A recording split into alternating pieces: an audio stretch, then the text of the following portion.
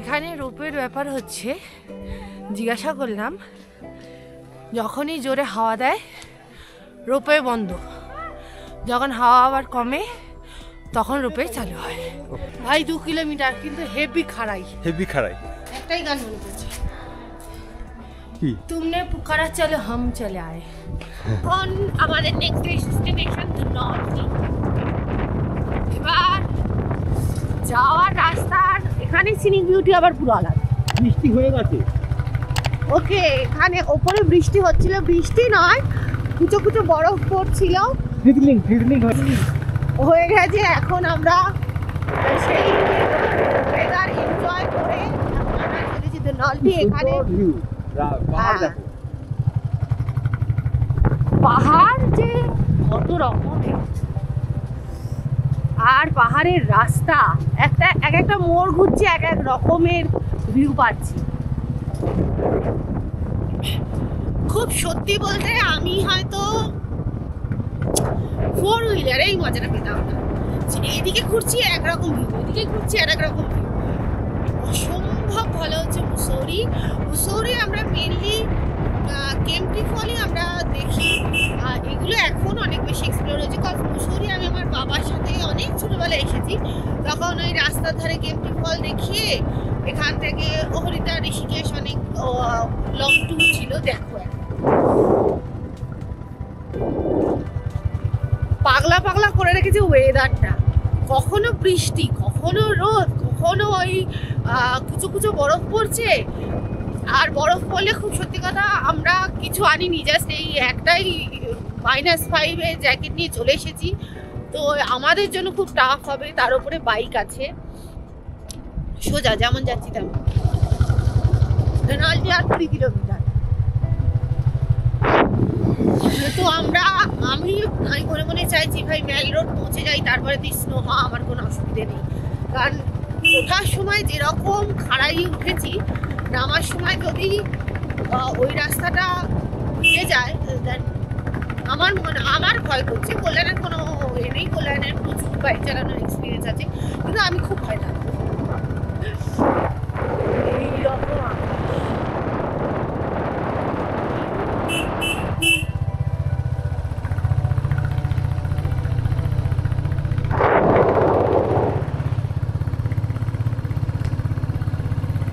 রাস্তাটা বর্ষাকালে যা থাকবে, বাইক নিয়ে আসবো আমরা আর রেনকোট পরে আসবো, ধীরে যাবো। কিন্তু এই রাস্তায় বর্ষায় বাইক নিয়ে মারাত্মক মজা। ও মজা আপনার বাইক আছে আসতেই পারে না।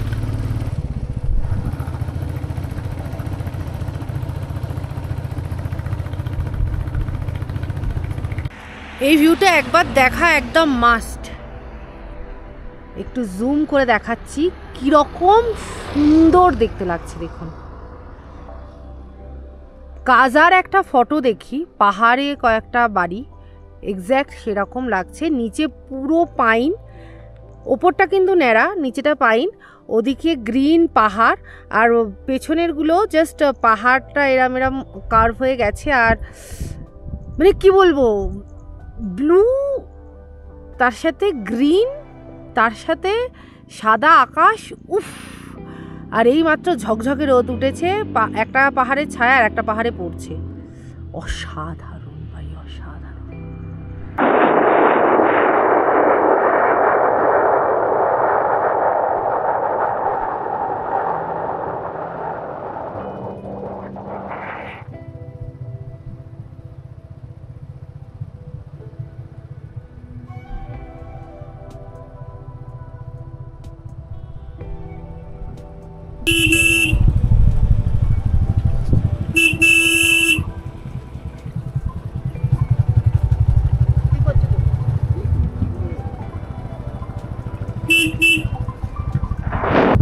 অ্যাডভেঞ্চার পার্ক, এখানে জায়ান্ট সুইং আছে, জিপ লাইনিং আছে, ফর কিডস জোন একটা আলাদা সেকশন আছে। হাইয়েস্ট 150 ফিট জায়ান্ট সুইং, মানে 150 ফিট ওপরে আপনাকে দোলনায় নাড়ি দিয়ে ছেড়ে দেবে। নে হাত এবার কল। এখন বন্ধ আছে, হ্যাঁ এই সময় বন্ধ আছে, কারণ এখন লোক হয় না। তারপরে ওই হাই বেরিয়ে মাঠ থেকে, বল মাঠ থেকে বেরিয়ে। ওই যে ধনলটি আর 15 কিলোমিটার। এখানে আকাশ আবার একটুখানি মুখটা কোমটা করে আছে। आपकी यात्रा सफल होना ही है।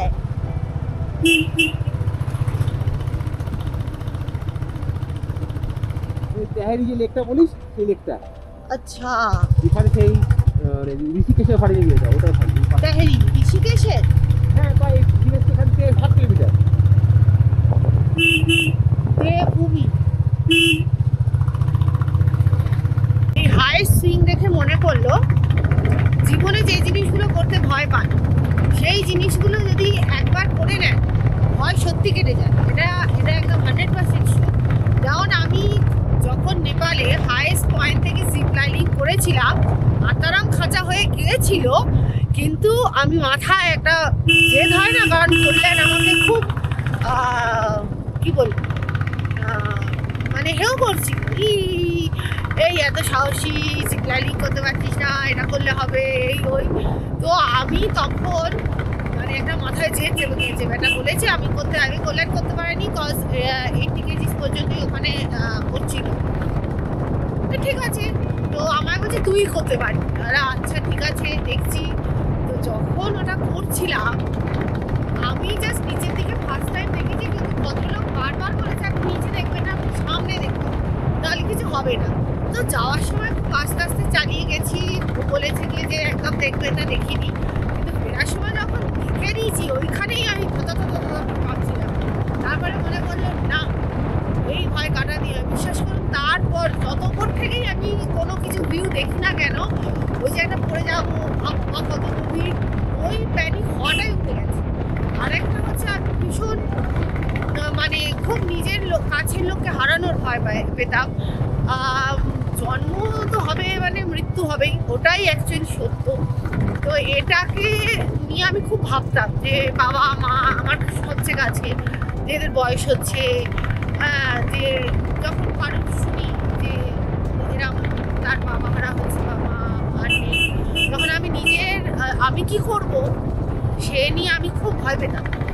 সেই সময় আমরা যখন বেনারস যাই, মণিকর্ণিকা ঘাটে বিশ্বাস করুন 1 ঘন্টার ওপর আমি যে ওইখানে বসেছিলাম, ওই মৃতদেহ পুড়ছে, তার ভস্য এসে গায়ে লাগছে, ছাইগুলো পুরো মাথায় চাপা দিয়ে বসেছিলাম।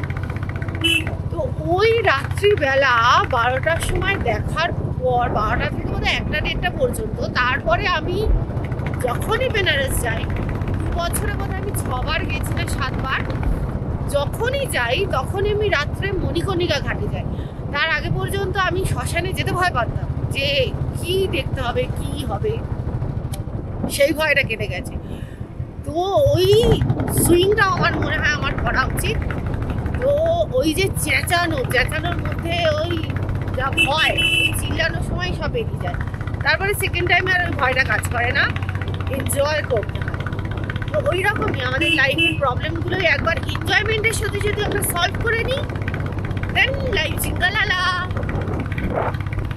একটা বেশি জ্ঞান দেওয়া উচিত না, আমি জাস্ট শেয়ার করলাম আমি যেটা ফিল করেছি সেটাই। লাল টিব্বা থেকে যখন ধনলটি আসবেন, এর ফার্স্ট মেন অ্যাট্রাকশন হচ্ছে এখানকার ইকো পার্ক। এটা আপনাকে পুরো হেঁটে ঘুরে দেখতে হবে, এইটা আপনার ফার্স্টে পড়বে। তারপরে হচ্ছে সুরকান্ডা দেবী টেম্পল।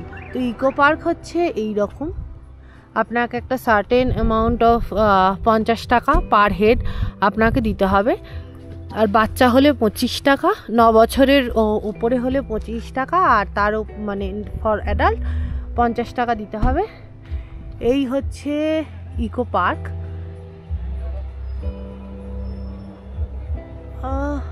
আমরা ঢুকছি না কারণ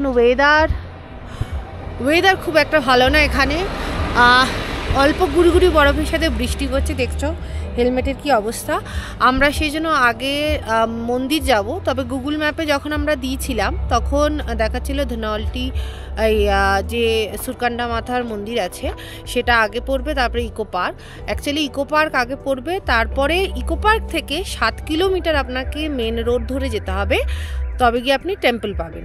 তো আমরা আগে টেম্পল দেখব, টেম্পল দেখে ও ওয়েদার বুঝে আমরা আমাদের প্ল্যান চেক মানে আবার ঠিক করব, কারণ আমাদের আজকে দিনের পর কালকেও আছে পুরো সকালটা। তো দেখি কি ব্যাপারটা হচ্ছে, কারণ এতক্ষণই এসেছি ঠিক ওয়েদার ছিল, এইখানটাই একটুখানি এরম লাগছে যেহেতু কিছু আমরা এর ক্যারি করছি না রেনকোট। চলো, এটা লম্বা লম্বা পাইনে ভর্তি, ঝাউ গাছ আছে। সুরকান্দা মাতা মন্দির চলে এসেছি, যে শক্তিপীঠ। অনেক যুদ্ধ করে আমার হাত ফাত সব ঠান্ডায় জমে গেছে, নাক দিয়ে টকটক করে শুধু জল বেরোচ্ছে, কিন্তু সুরকান্দা মাতার মন্দির দেখেই আমি ফিরবো। সুরকান্দা মাতার মন্দির এখানে আসতে হবে, এখানে এসে এখান থেকে রোপওয়ে সিস্টেম আছে। এবার যদি কোনো কারণে ওখান থেকে এদিকে আসার জন্য রোপওয়ে না চলে তাহলে হেঁটে নামতে হবে। আপাতত দেখছি দুদিকেই চলছে। চলো, 215 up and down plus 10 up and down 225 টাকা পার হেড। ওইখানে উঠতে হবে, ওখান থেকে রোপওয়ে আছে। দেখো রোপওয়ে কেন নেবেন এখানে এসে, রোপওয়ে এখন হাওয়া চলছে বলে তারই পড়েছে। আমরা ওখানে দাঁড়ালাম, ওখানে জিজ্ঞেস করলাম, ততক্ষণে আমরা এখানে উঠে চলে এলাম। বেশিক্ষণ নয়, টাফ নয়, ঢালাই করা রাস্তা আছে, ইজি।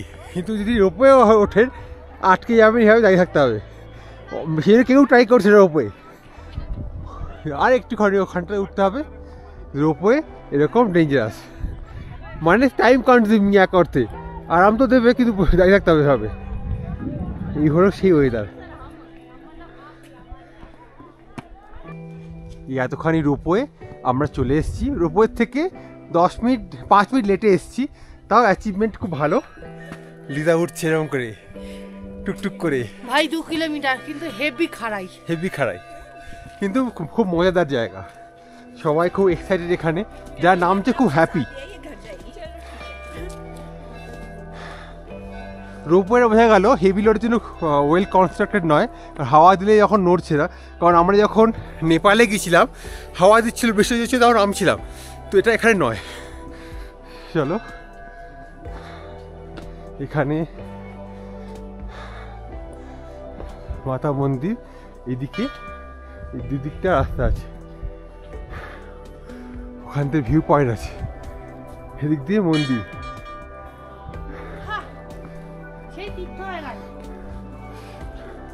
এই দিক দিয়ে উঠবো, এখানে লেখা আছে রাডার অফিস, এটা দিয়ে রাস্তা, ওইখানে জায়গা। চলো যাই। এবারে শর্টকাট রাস্তা, এবারে এই রাস্তাটা হচ্ছে রোপওয়ে আউট থেকে বেরোচ্ছে, এই দিক দিয়ে ইজি উঠে যাওয়া, আর এই দিক দিয়ে উঠছে ঘোড়া, এটা আমার উঠবো ইজি রাস্তা, দাতা দেখিয়েছে। চলো সবই এক সাথ যাएंगे माता के पास, চলো। একটাই গান মনে পড়ছে, কি তুমনে পুকারা চলো হাম চলে আয়ে।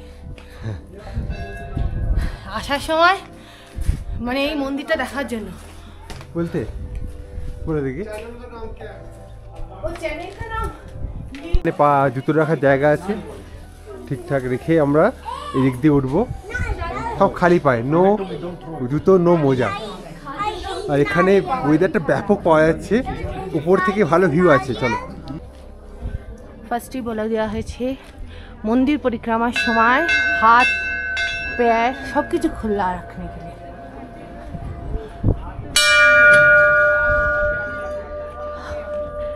घंटी, you are under CCTV camera.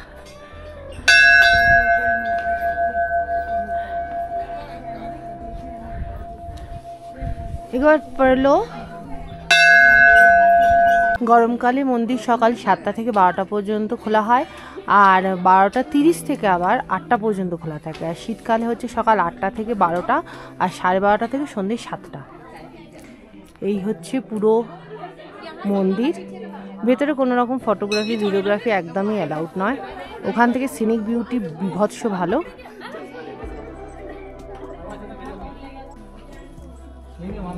এর ওপরে হনুমান শ্লোক লেখা আছে। জয় হনুমান জ্ঞানগুণ সাগর, এরম হচ্ছে ঠাকুর। এরপর এখানে আছে শিব পার্বতী আর গণেশ।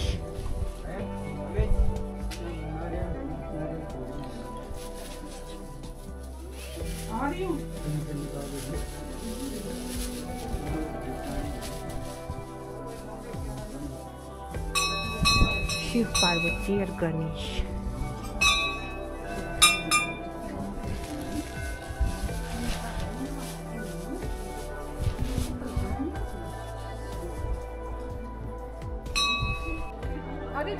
এই হচ্ছে সুরকান্ডা দেবী মন্দির, এটা মেন দেবীর মন্দির। আর এছাড়াও এখানে শিব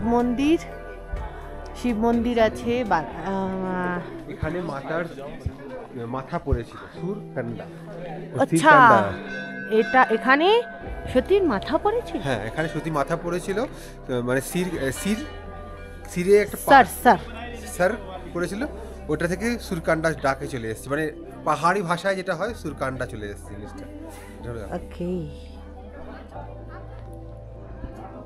সবচেয়ে ভালো লাগছে এখানে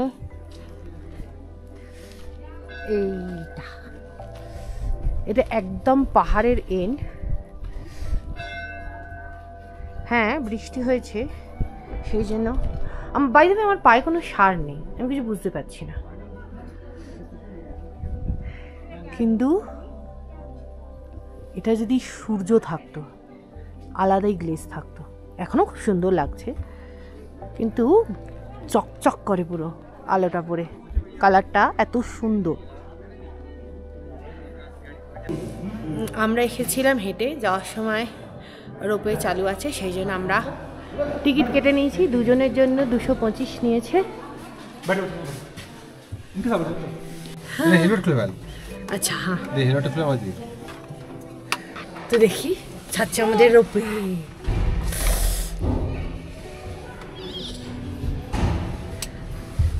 ভালো, এটা খাবে কারণ হচ্ছে বৃষ্টি পড়ছে। নিচে নামলাম, যখন নিচে নামছি এখন, তো এক পিঠেরই ভাড়া নিয়েছে, 2 পিঠের ভাড়া নেয়। হ্যাঁ, দুজনে 225 নিয়েছে। চিটিং বাজি কেস নেই, চিটিং বাজি গভর্নমেন্টের তো। আমার ফোন এই যে তো পেয়েছি। আচ্ছা আচ্ছা, হ্যাঁ, আগে বাকি করেছিলাম সেই জন্য এবার আমি করেছি। ওইটা ক্লিয়ার হয়ে গেলে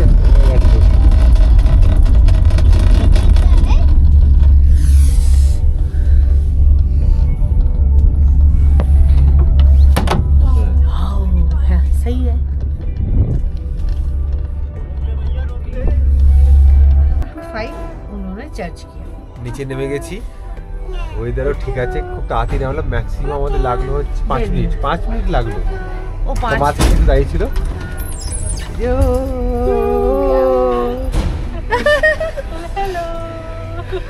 হ্যালো, এখানে 4টে একসাথে নামে, 1টা 2টো 3টে 4টে। চলো নিয়ে পড়ি।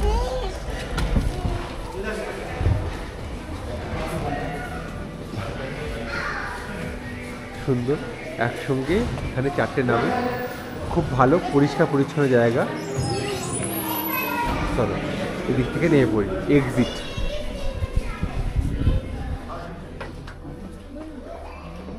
এখান থেকে উঠেছিলাম টিকিট কাউন্টার, এখন কেউ নেই, আমরা শুধু যাচ্ছি, বাকি সবাই নিয়ে পড়ছে। বাহ, ওয়েদারও ভালো হয়ে গেছে।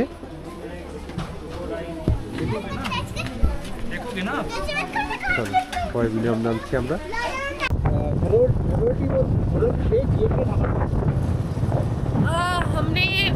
আমরা মাতার দর্শন করে নিয়ে এবার বেরিয়ে যাচ্ছি।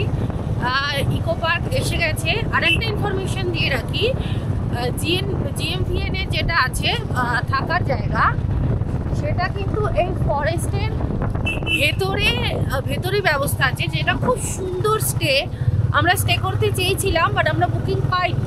তো আপনারা যদি থাকতে চান, আপনারা GMVN যেটা এখানকার আছে একবার চেক করতে পারেন, কারণ আমরা যেটা দেখেছি উত্তরাখণ্ডের সবচেয়ে বেস্ট স্টেট আছে GMVN। আমরা এখন যাচ্ছি মুসৌরির উদ্দেশ্যে, আমাদের নেক্সট ডেস্টিনেশন। দেখো সামনে রেনবো, পুরো রেনবো দেখতে পাওয়া যাচ্ছে। পুরো রেনবো মানে কি, একটা পাহাড় থেকে আর একটা পাহাড় পুরো রাউন্ড হয়েছে। দিয়ে দেখাই, ভাই এত সুন্দর রেইনবো পাহাড়ে, ওইটা থেকে পুরো রাউন্ড হয়ে এই পাহাড়ে দেখাবার চেষ্টা করছি আমরা। যদি যাই আরো ডিপ পাই তাহলে দারুণ লাগবে। আর এত সুন্দর ভিউ পয়েন্ট, এই গাছটা আর দুটো পাহাড়, দারুণ অসম এক্সপিরিয়েন্স লাইফের। আমি আরও এই জন্য খুশি হচ্ছি, আমাদের আজকের প্ল্যানটাই সবচেয়ে বড় প্ল্যান ছিল। তো এই মেঘটা শুধু কাটছে না, এই মেঘের সাথে আমরা এটা বুঝতে পারছি এই যে একবার স্নোফলের মতো বৃষ্টি, একবার হালকা স্নোফল, একবার শিলাবৃষ্টি, একবার নর্মাল বৃষ্টি, এই সময় যে রোদটা উঠছে, আমি এটাতে বুঝতে পারছি যে আমাদের আগামী যে জায়গাটা দেখার আছে সেই জায়গাগুলো দেখারও একটা আশা পাচ্ছি। যে আমরা এতটা বাইক নিয়ে মানে বৃষ্টি হচ্ছে তাও থামবো না, কমপ্লিট করতেই হবে আজকে। এখন মনে হচ্ছে কমপ্লিট করতে পারবো। তো মেঘের সাথে এই জটলাগুলো আমাদের কাটতে